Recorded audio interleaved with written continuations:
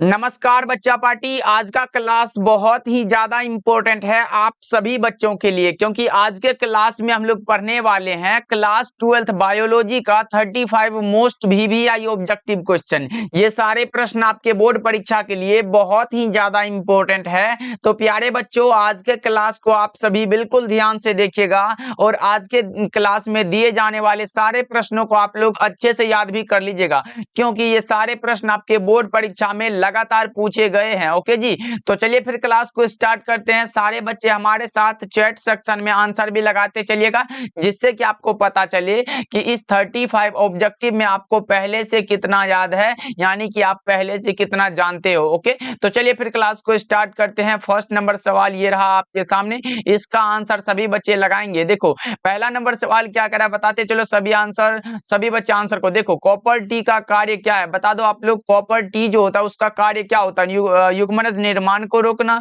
गर्भाधारण को रोकना, निषेचन को रोकना या फिर उत्परिवर्तन की जांच करना। क्या होता है कॉपर टी का कार्य? तो मैं बता दूं ये फर्टिलाइजेशन को रोकता है, इसलिए ऑप्शन नंबर सी बिल्कुल करेक्ट आंसर हो जाएगा, यानी कि निषेचन को रोकना इसका कार्य। ओके, चलिए फिर दूसरा नंबर सवाल को देखिए, ये रहा आपके सामने। मध चक्र किसमें पाई जाती है बताओ जी। मध चक्र किसमें पाई जाती है? गाय में, भेड़ में, कुत्ता में या फिर इन सभी में? तो मैं बता दूं एक होता है मेंस्ट्रुअल साइकिल और एक दूसरा होता है ओस्ट्रस साइकिल, यानी कि एक होता है मध चक्र और दूसरा कौन सा होता है? तो ऋतुस्राव चक्र। मध चक्र में किस में होता है? देखो मध चक्र के लिए एग्जांपल लिख दे रहा हूं यहाँ, जैसे कि हो गया कौन सा? भेड़ हो गया, कौन सा? भेड़ हो गया, और कौन सा? बकरी लगा लो, भेड़ लगा लो, बकरी लगा लो, चूहा लगा लो या फिर कुत्ता लगा लो। इसमें क्या होता है? तो इसमें मध चक्र होता है, इसलिए गाय, भेड़, कुत्ता ये सभी हो जाएगा। ये क्या हो जाएगा? Option number D. लेकिन और भी चीज याद रखना आप लोग, ऋतुस्राव चक्र अगर पूछे, ऋतुस्राव चक्र अगर आपसे पूछा गया हो तो ऋतुस्राव चक्र में क्या होता है? तो मानव होता है, यानी कि मनुष्य होता है। और कौन सा होता है? तो चिंपैंजी होता है, चिंपैंजी होता है। उसके बाद कौन सा होता है? यानी कि लंगूर होता है, इसको भी आप लोग लगा लो। बंदर होता है। ये सारे के सारे क्या होते हैं? तो ये ऋतुस्राव चक्र इसमें होते हैं, इसको भी आप लोग याद रखिएगा।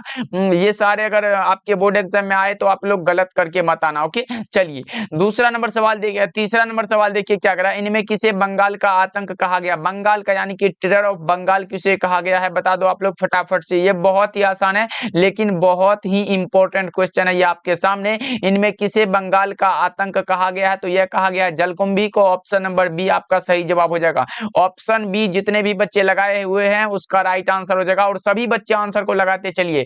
देखते हैं आज कौन है जो कितना सही कर पाते हैं इस 35 ऑब्जेक्टिव में। लास्ट में देखेंगे, लास्ट में आप लोग कमेंट करके बताइएगा कि इस 35 में आप सही कितना कर पाए। देखिए चौथा नंबर सवाल ये रहा आपके सामने, सभी बच्चे याद तो भाई जरूर करते चलना। देखो जेम्यूल्स का निर्माण किस में होता है बताओ आप लोग। यीस्ट में होता है, हाइड्रा में होता है, अमीबा में होता है या फिर स्पंज में होता है? किस में होता है बता दो आप लोग। ये स्पंज में होता है। ऑप्शन डी बिल्कुल राइट आंसर हो जाएगा। 4 का D is the correct answer, याद रखिएगा आप लोग। ओके, चलिए पांचवा नंबर सवाल देखिए, ये रहा आपके सामने। द्विलिंगी प्राणियों के कौन से उदाहरण? द्विलिंगी प्राणियों के उदाहरण पूछा गया, कौन सा होगा? स्पंज होगा, टेपवर्म होगा, जोंक होगा या फिर इनमें से सभी? क्या होगा? 5 का करेक्ट आंसर बता दो फटाफट से सभी बच्चा पार्टी।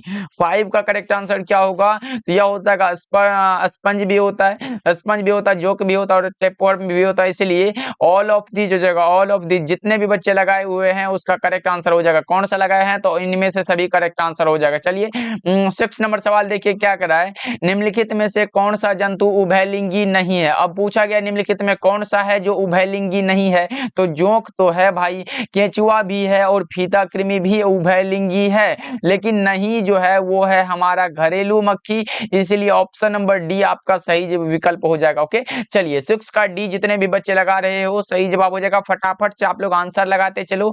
जितने भी बच्चे हमारे साथ जुड़े हुए हैं एक बार क्लास को भी लाइक कर दीजिएगा। जितने भी बच्चे हमारे साथ जुड़े हुए हैं क्लास को जरूर लाइक करिएगा, और चैनल पे पहली बार जुड़ रहे हो तो सब्सक्राइब भी करिएगा, क्योंकि इस प्रकार के कंटेंट हम आपके लिए डेली अपलोडेड करते हैं। बस आप हमारे साथ जुड़ के अच्छे से तैयारी कर सकते हो अपने बोर्ड एग्जाम की। चलिए 7 नंबर सवाल देखिए, भूमि फलनी फल कौन सा है? भूमि फलनी फल पूछा गया भाई। यहाँ आलू तो नहीं होगा, प्याज भी नहीं होगा और अदरक भी नहीं होगा, तो होगा कौन सा? तो मूंगफली करेक्ट आंसर हो जाएगा। कौन सा हो जाएगा? तो ऑप्शन नंबर बी बिल्कुल राइट आंसर है, मूंगफली। ओके, चलिए फिर 8 नंबर सवाल देखिए, ये रहा आपके सामने। इंटोमोफिली नामक परागन किस किसमें होता है? इंटोमोफिली है, बताओ कौन सा होगा राइट आंसर?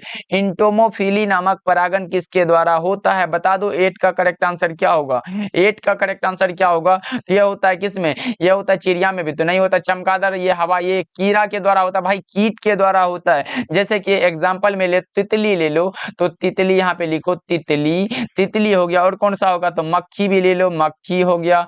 और कोई एग्जांपल है तो भंवरा, जानते हो कि नहीं भाई? भंवरा भी हो गया, और इत्यादि लिख सकते हो। इसमें क्या होता है? तो इंटोमोफिली नामक परागण होता है कीड़ा के द्वारा। ओके, चलिए फिर अगले प्रश्न की ओर बढ़ते हैं। ये रहा आपके सामने 9 नंबर सवाल, इसका राइट आंसर सभी बच्चे बता दो एक बार। प्रत्येक पादप कोशिका से एक पूर्ण पौधा बन सकता है, इस गुण को हम लोग क्या बोलते हैं? प्रत्येक पादप कोशिका से एक पूर्ण पौधा बन सकता है, इस गुण को हम लोग क्या बोलते हैं? क्लोनिंग बोलते हैं, सेमा क्लोनल बोलते हैं, टोटीपोटेंसी बोलते हैं, या इनमें से सभी? तो इसको हम लोग टोटीपोटेंसी बोलते हैं, जो कि ऑप्शन सी में दे दिया गया है। बिल्कुल राइट आंसर हो जाएगा 9 का सी, जितने भी बच्चे लगाए हैं सही हो जाएगा। चलिए 10 नंबर सवाल देखिए क्या करा है। वायु परागित पुष्प सामान्यतः कैसे होते हैं? वायु परागित पुष्प जो होते हैं वो सामान्यतः कैसे होते हैं? बता दो आप लोग सभी बच्चे। आकर्षक तो नहीं होते, छोटे होते हैं, तो ऑप्शन नंबर बी सही जवाब है। रंगहीन भी होते हैं, यानी कि बी और सी विकल्प सही है, इसलिए ऑप्शन नंबर डी लगा लो, बिल्कुल करेक्ट आंसर हो जाएगा, बी एवं सी दोनों हो जाएगा। ओके, चलिए 11 नंबर सवाल देखिए। मात्र 35 ऑब्जेक्टिव है, सारे बच्चे क्लास को लास्ट तक देखिएगा। देखिए, एक प्रारूपिक पुष्प में प्राय कितने प्रकार के पुष्प पत्र होते हैं? एक प्रारूपी, यहाँ प्रारूपी होगा भाई, यहाँ प्रारूपी होगा। पुष्प में प्राय कितने प्रकार के पुष्प पत्र होते हैं? बता दो। 11 का करेक्ट आंसर क्या होगा? तो 11 का कौन सा हो जाएगा? 4 प्रकार के होते हैं, ऑप्शन ए राइट आंसर है। चलिए 12 नंबर सवाल देखिए क्या करा। फैलोपियन नलिका का अंडाशय से निकटस्थ भाग कौन सा होता है? बताओ आप लोग फटाफट से। क्या वो संकीर्ण पथ है, वायु कोष्ठिका है, ग्रीवा है, या फिर तुम्बिका है? क्या होगा इसका सही जवाब? तो यह हमारा होता है वायु कोष्ठिका, जो कि ऑप्शन बी सही जवाब है बच्चा पार्टी। लगा लो 12 का बी हो जाएगा सही जवाब। ओके जी, चलिए 13 नंबर सवाल देखिए क्या करा। मानव शुक्राणु के एक्रोसोम का निर्माण कहाँ होता है? बता दो आप लोग। मानव शुक्राणु के एक्रोसोम का निर्माण होता है कहाँ, किसके द्वारा होता है? बताओ। केंद्रक द्वारा होता है, लाइसोसोम के द्वारा होता है, गोल्जी का द्वारा होता है, या फिर अंतःप्रद्रवी जलिका के द्वारा होता है? किसके द्वारा होता है? 13 का करेक्ट आंसर बता दो आप लोग। तो यह होता है गोल्जी काय के द्वारा, ऑप्शन सी सही जवाब है। चलिए 14 नंबर सवाल को देखते हैं क्या करा है। प्रथम मानव जनसंख्या विस्फोट का कारण हुआ, बता दो क्या हुआ था? बता दो आप लोग फटाफट से। तो यह हुआ था कृषि, ऑप्शन ए राइट आंसर है। क्या लगा रहे हो? ऑप्शन ए, जितने भी बच्चे लगाओगे उसका राइट आंसर हो जाएगा, option number A is the correct answer. Okay, चलिए 15 नंबर सवाल देखिए, ये रहा आपके सामने। मेंडल का जन्म किस सदी में हुआ था? मेंडल जी का जन्म जो हुआ था वो किस सदी में हुआ था? ग्रेगर जॉन मेंडल साहब का जन्म किस सदी में हुआ था? 15 का करेक्ट आंसर बता दो। तो मैं बता दूं 1822 में ऑस्ट्रिया में एक गरीब किसान परिवार में हुआ था, याद रखिएगा। और ये सदी पूछा गया तो यह हुआ था 19वीं सदी में, ऑप्शन सी बिल्कुल करेक्ट आंसर हो जाएगा। चलिए 16 नंबर सवाल देखिए। मेंडल का द्वितीय नियम कौन सा है? मेंडल का द्वितीय नियम बताओ आप लोग, अगर पढ़े हो लाइन बाय लाइन तो आपको पता होगा। मेंडल का द्वितीय नियम है स्वतंत्र अपव्यूहन का नियम, ऑप्शन डी सही जवाब है। ओके, चलिए और इसको भी याद कर लीजिएगा। पृथक्करण का नियम, प्रभाविता का नियम और बहुजीवी वंशागति का नियम, ये सारे के सारे 2 नंबर के लिए भी इंपॉर्टेंट होता है, और ये स्वतंत्र अपव्यूहन का नियम भी याद कर लीजिएगा आप लोग। ओके, चलिए 17 नंबर सवाल देखिए, ये रहा आपके सामने। ओपेरॉन मॉडल प्रस्तावित किया था, किसने किया था? ओपेरॉन मॉडल जो है वो किसने दिया था? बताओ। तो ये किसने दिया था? बता दो। तो ये दिया था जैकोब एवं मोनोड ने। ओपेरॉन मॉडल क्या प्रदर्शित करता है? एक बार बता दो, अगर पढ़े हो तो बताओ कि ओपेरॉन मॉडल क्या प्रदर्शित करता है। तो ये प्रदर्शित करता है क्या? जीन का रेगुलेशन, क्या जीन का रेगुलेशन क्या प्रदर्शित करता है? इसको भी आप लोग याद रखिएगा, जीन का रेगुलेशन ये प्रदर्शित करता है। चलिए 18 नंबर सवाल देखिए क्या कर रहा है। आरएनए के पिरामिडिन में क्या पाया जाता है? आरएनए के पिरामिडिन में पाया जाता है, क्या पाया जाता है? साइटोसिन एवं थायमिन, या फिर एडेनिन एवं गुआनिन, साइटोसिन एवं यूरासिल, या थायमिन एवं यूरासिल? क्या पाया जाता है बताओ। 18 का करेक्ट आंसर क्या होगा? तो यह पाया जाता है साइटोसिन एवं यूरासिल, ऑप्शन सी बिल्कुल सही जवाब हो जाएगा। चलिए 19 नंबर सवाल देखिए, ये रहा आपके सामने। रेट्रो विषाणु निम्नलिखित में किस बीमारी का रोग जनक है? बताओ आप लोग। रेट्रो विषाणु जो होता है वो निम्नलिखित में किस बीमारी का रोग जनक होता है? बताओ। क्या वो सिफिलिस है, एड्स है, फाइलेरिया है, या फिर ए और बी दोनों है? क्या होगा इसका सही जवाब? 19 का करेक्ट आंसर यह होता है एड्स के कारण, ऑप्शन बी बिल्कुल करेक्ट आंसर हो जाएगा। चलिए अगले प्रश्न की बढ़ते हैं। 20 नंबर सवाल देखिए, निम्नलिखित में कौन यौन संचारित रोग है? यौन संचारित रोग कौन सा होता है बता दो आप लोग। तो सिफिलिस है, एड्स है, गोनोरिया है, जिसको हम लोग सुजाक भी बोलते हैं, इनमें से सभी हो जाएगा करेक्ट आंसर। 20 का डी हो जाएगा बिल्कुल सही जवाब, आप लोग याद रखोगे। और ये भी क्वेश्चन क्या है तो बहुत ही इंपॉर्टेंट है, याद रखोगे आप लोग, क्योंकि ये भी बहुत बार पूछा गया है। तो ये तीनों ऑप्शन में से कोई एक दे देता है तो आपको चूज करना है, इसलिए मैंने तीनों को लिख दिया। एक है सिफिलिस, दूसरा एड्स और तीसरा सुजाक या गोनोरिया, इनमें से सभी लगा लो। चलिए 21 नंबर सवाल देखिए क्या कह रहा है, क्षय रोग का संक्रमण मुख्यतः किसके द्वारा होता है? क्षय रोग का संक्रमण मुख्यतः किसके द्वारा होता है? क्या वो हवा के द्वारा होता है, जल द्वारा होता है, कीटों के द्वारा होता है या फिर संपर्क द्वारा होता है? किसके द्वारा होता है? 21 का सही जवाब बता दो आप लोग। तो यह होता है किसके द्वारा? हवा के द्वारा, option number A correct answer है 21 का। चलिए 22 नंबर सवाल देखिए, पीसीआर से किसकी जांच होती है? भाई पीसीआर विधि से किसका जांच होता है बताओ आप लोग। तो यह होता है किसका? ह्यूमन डिफिशियंसी वायरस का। ऑप्शन नंबर ए बिल्कुल करेक्ट आंसर हो जाएगा। एचआईवी का होता है, जिसका full form human deficiency virus होता है। ओके चलिए 23 नंबर सवाल को देखिए, ये रहा आपके सामने, वीर्य को किसमें हिमीकृत किया जाता है? बता दो आप लोग, वीर्य को किसमें हिमीकृत किया जाता है? बताओ फटाफट से आप लोग।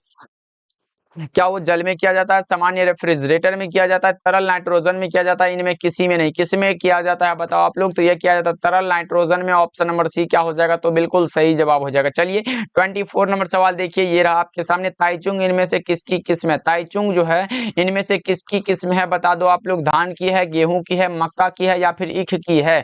किसकी है बताओ 24 का करेक्ट आंसर। तो ये धान की है, option number A right answer है 24 का। ए जितने भी बच्चे लगाए हैं उसका सही जवाब हो जाएगा। 25 नंबर सवाल देखिए, ये रहा आपके सामने, टी लिम्फोसाइट उत्पन्न होता है किससे होता है बताओ। टी लिम्फोसाइट कहाँ उत्पन्न होता है? अस्थि मज्जा से होता है, पेट से होता है, थाइमस से होता है या फिर यकृत से होता है? किससे होता है? यह होता है अस्थि मज्जा से। ऑप्शन ए राइट आंसर है 25 का, ए बिल्कुल सही जवाब हो जाएगा। चलिए 26 नंबर सवाल देखिए, ये रहा आपके सामने, इसको थोड़ा सा छोटा कर दिया जाए। अब बताओ इसका राइट आंसर क्या होगा। मृदा में नाइट्रोजन स्थिरीकरण हेतु हम किसका उपयोग कर सकते हैं? बताओ मृदा में नाइट्रोजन स्थिरीकरण हेतु हम किसका उपयोग करते हैं? तो वो करते हैं नील हरित बैक्टीरिया का। ऑप्शन ए सही जवाब है। 26 का ए बिल्कुल करेक्ट आंसर है। 27 नंबर सवाल ये रहा आपके सामने, जनसंख्या अधिक होने से क्या होता है? बता दो आप लोग, जनसंख्या अधिक होने से क्या होता है? क्या आय में कमी होती है, जमीन में कमी होती है, खनिज पदार्थ में कमी होती है या इनमें से सभी? क्या होगा इसका सही जवाब बता दो आप लोग। यहाँ आय में कमी देख के टिक मत मार लेना भाई, क्योंकि जमीन में भी कमी होती है, खनिज पदार्थों में भी कमी होती है, इसलिए ऑप्शन डी बिल्कुल राइट आंसर है। ऑप्शन डी जितने भी बच्चे लगाए हो उसका करेक्ट आंसर हो जाएगा, डी हो जाएगा बिल्कुल करेक्ट आंसर। ओके चलिए 28 नंबर सवाल देखिए क्या कर रहा है, बाघ उपभोक्ता क्या है? बाघ उपभोक्ता है प्रथम श्रेणी का है, द्वितीय श्रेणी का, तृतीय श्रेणी या फिर इनमें से कोई नहीं? कौन सा होगा 28 का करेक्ट आंसर बता दो आप लोग। यह होता है द्वितीय श्रेणी का, ऑप्शन बी राइट आंसर है 28 का। बच्चा पार्टी ऐसे ही आप लोग याद करते चलो, खूब मन लगा के पढ़ाई करो और सारे प्रश्नों को याद करते चलो, तब तो भाई मैं गारंटी ले सकता हूं कि आपका जो है 450 प्लस आने से कोई रोक नहीं पाएगा। बस जो है जितना पढ़ा रहा हूं उसको भी याद करो और आप बुक पर ज्यादातर ध्यान देना भाई। ये ऑब्जेक्टिव जो होते हैं गेस्ट पेपर से नहीं भी आए, लेकिन बुक को आप लोग जरूर पढ़ना, क्योंकि हम जो है दोनों से मिक्स करके लाते हैं, बुक को भी देते हैं, बुक का भी सिलेक्ट करके और गेस्ट पेपर, मतलब जितना भी क्वेश्चन बैंक का होता है सारे के सारे को सिलेक्ट करते हैं, तब आपके लिए लाते हैं चुन चुन कर जो इंपॉर्टेंट होता है आपके बोर्ड परीक्षा के लिए। इसलिए सारे प्रश्नों को आप लोग याद करते चलना। ओके चलिए और हिंदी में तो भाई हिंदी में उतना नहीं भी करोगे, अगर बुक पढ़ लेते हो तो आपका ऑब्जेक्टिव और सब्जेक्टिव छूटने का कोई चांस ही नहीं होता। चलिए 29 नंबर सवाल देखिए, पादपों में सर्वाधिक पाए जाने वाला तत्व कौन सा? तो पादपों में सबसे अधिक पाए जाने वाला जो तत्व है ना वो हमारा होता है कार्बन। ऑप्शन नंबर डी बिल्कुल करेक्ट आंसर है। डी जितने भी बच्चे लगाए हो उसका राइट हो जाएगा। चलिए 30 नंबर सवाल देखिए, अपघटक क्या होते हैं? अपघटक जो होते हैं वो स्वपोषी होते हैं, स्वतः विषमपोषी होते हैं, आर्गेनोट्रोपस होता है या फिर विषमपोषी? विषमपोषी होता है। ऑप्शन डी बिल्कुल राइट आंसर हो जाएगा 30 का। 31 नंबर सवाल देखिए, ये रहा आपके सामने, बताओ कान्हा राष्ट्रीय उद्यान प्रसिद्ध है किसके लिए? प्रसिद्ध है कान्हा राष्ट्रीय उद्यान किसके लिए प्रसिद्ध है? बता दो आप लोग, कान्हा राष्ट्रीय उद्यान किसके लिए प्रसिद्ध है? चिड़ियों के लिए, गैंडों के लिए, बाघों के लिए या फिर घड़ियाल के लिए? किसके लिए प्रसिद्ध है? तो यह प्रसिद्ध है बाघों के लिए। ऑप्शन नंबर सी बिल्कुल करेक्ट आंसर है।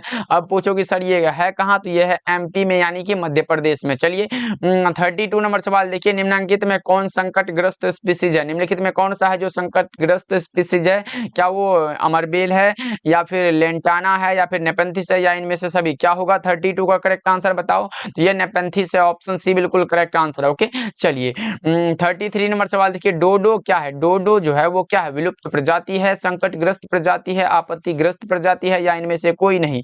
क्या है डोडो बताओ आप लोग। 33 का करेक्ट आंसर ये है विलुप्त प्रजाति, जो कि अब विलुप्त हो चुका है, इसलिए ऑप्शन ए बिल्कुल करेक्ट आंसर है। 34 नंबर सवाल देखिए, निम्न में चिपको आंदोलन कब हुआ था? चिपको आंदोलन जो हुआ था वो वृक्ष को कटने से बचाने के लिए हुआ था, और ये कब हुआ था? तो 1973 में, ऑप्शन ए बिल्कुल करेक्ट आंसर है। 35 नंबर सवाल देखिए, कार्बन मोनोऑक्साइड एक प्रमुख प्रदूषक है, किसका? वायु का है, मृदा का है, जल का है या फिर वायु तथा जल दोनों का है? क्या होगा 35 का सही जवाब बताओ आप लोग। तो यह होता है मृदा यानी कि मिट्टी का, ऑप्शन बी सही जवाब हो जाएगा। 35 का बी बिल्कुल सही जवाब हो जाएगा। कार्बन मोनोऑक्साइड एक प्रमुख प्रदूषक है मृदा का। ओके तो चलिए प्यारे बच्चों, आज का क्लास आपको कैसा लगा कमेंट करके बताइएगा, और इस 35 ऑब्जेक्टिव में आपका सही कितना हुआ ये भी कमेंट करके बताइएगा आप लोग। ओके जी, देखते हैं कौन से बच्चे हैं जो कितना याद किए हुए हैं पहले से इस 35 ऑब्जेक्टिव में। ये मतलब सोचो कि ये आपका टेस्ट था और आप कितना सही कर पाए, पहले से आपको याद था, वो जरूर कमेंट करके बताना। और क्लास को भी लाइक कर दीजिएगा जितने भी बच्चे हमारे साथ जुड़े हुए हैं, और चैनल पे पहली बार जुड़े हो तो क्या करोगे भाई, सब्सक्राइब करके जुड़ जाओ हमारे साथ, और ऑल नोटिफिकेशन को क्या करना, ऑल नोटिफिकेशन को क्या करना, सिलेक्ट कर लेना, जिससे कि आने वाला क्लास जो होगा सबसे पहले आप तक पहुंच जाएगा, जिससे आप देख पाओ और अच्छे से तैयारी कर पाओ। ओके जी, फिर मिलते हैं अगले क्लास में।